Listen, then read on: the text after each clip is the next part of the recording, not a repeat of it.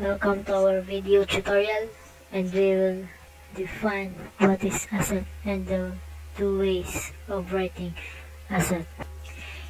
In a definition given by George Cantor, asset is mean any collection of M into a whole of definite distinct objects, which are called also elements of M. This can be in our perception or from our thoughts.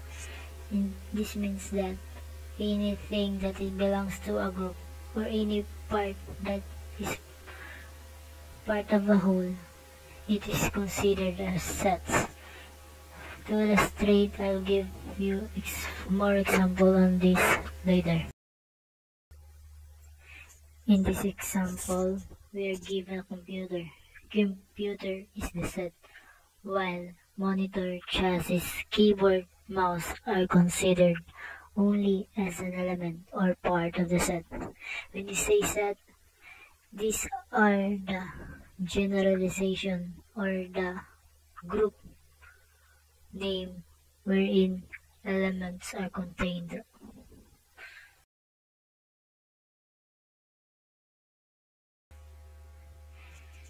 There are two methods of writing sets, the rooster method and the roll method. The rooster method elements are enclosed with curly brace and separated by commas. Notice that the second example, the ellipsis in the last part of the set, is considered as an infinity. Also, remember that small letters are different from capital letters. Next up is the rule method.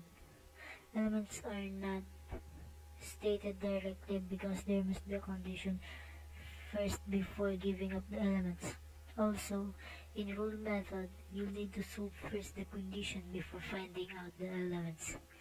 As you can see in the examples, the rooster method is much easier to use than the rule method, and